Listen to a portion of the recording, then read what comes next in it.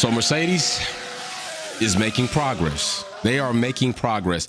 Now, I'm not sure if it's enough progress to say challenge Red Bull and Max Verstappen, maybe even Perez for the championship.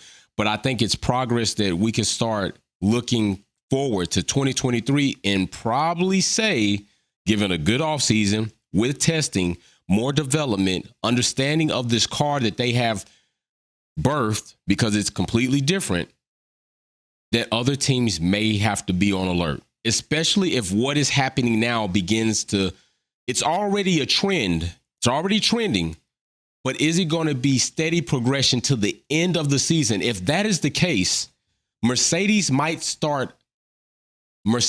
have now started to understand what they have developed. I will say that. And if we go and look at some things, and big shout out, they got a double podium. First time this season where they've had a double podium, both drivers on the podium, okay? But as it sits right now, if you want to know about championship, we're talking about 106 points down from Max Verstappen, who's 233 points as of right now in the French GP. Big courtesy to Ferrari and Charles screwing that up.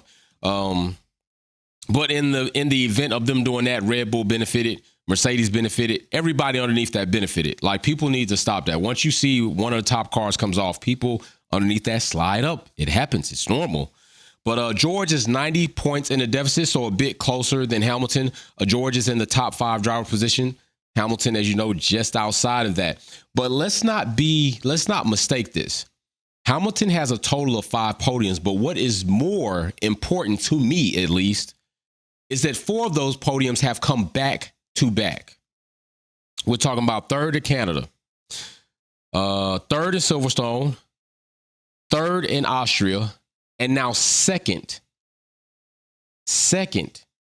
in the French Grand Prix. That's an upward trend. That indeed is an upward trend. We're talking about 4 podiums back to back now. Whilst Hamilton is in the experimental car, do not forget that. I don't know if any of you know it, but I mean, Hamilton's been running majority of the, like, let's come up with this setup, while George has been in the more solid, like, paced car.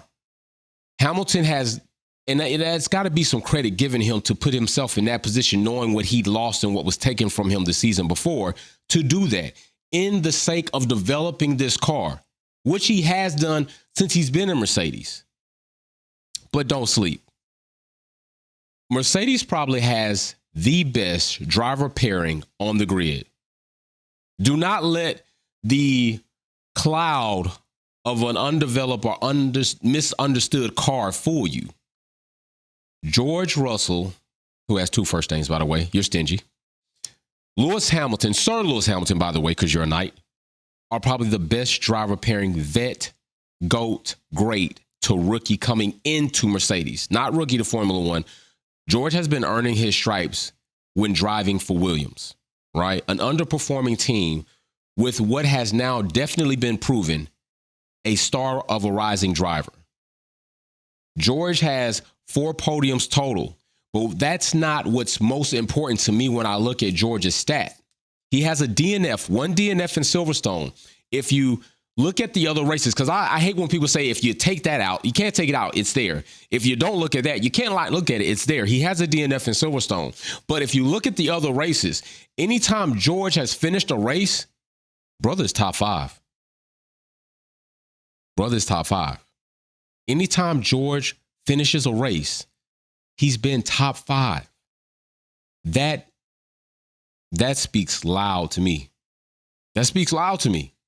I mean, I think that's awesome. Top 5 anytime you finish in a race and the car's underdeveloped. So now what do y'all want to say? Driver of the car? Because so many of you try to only credit the car when it comes to Lewis Hamilton's greatness.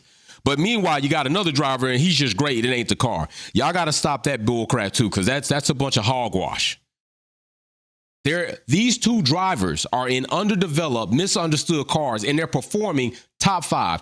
4 podiums back to back. The other driver, anytime he finishes a race, he's in the top 5. These cars are coming along, and these drivers are going to be able to push these cars to a further limit in which their talents, their abilities, their thought process, their experience is going to carry Mercedes to more podiums. Big shout out to Mercedes for that. Also, shout out to Lando for landing in points. Again, Lando landing in points. Ricardo, like, bro, like you. And then what's up with Aston Martin? Like, y'all damn near running into each other. And Aston Martin's been a hot mess.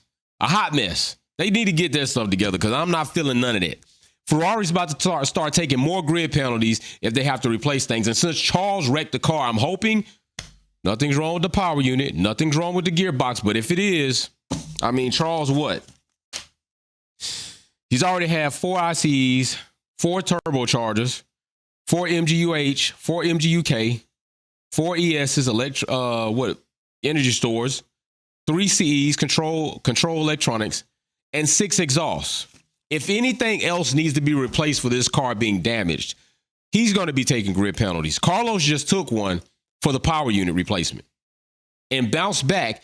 And that's a whole, I already did a video on that. Y'all know how I feel about that. Listen, subscribe to the channel, like, share, comment. Let me know what you think about Mercedes' progress. Is this car going to get more developed? And eventually, will they be able to turn this power unit up so we can start seeing better pace? All right. Peace. Subscribe. Thanks for tuning in and watching another video here at Wolfpack Performance. Check out some of my other content on Formula One issues, our topics, and our DIY products on how to customize your vehicle. Don't forget to comment, like, share, and subscribe. See you soon.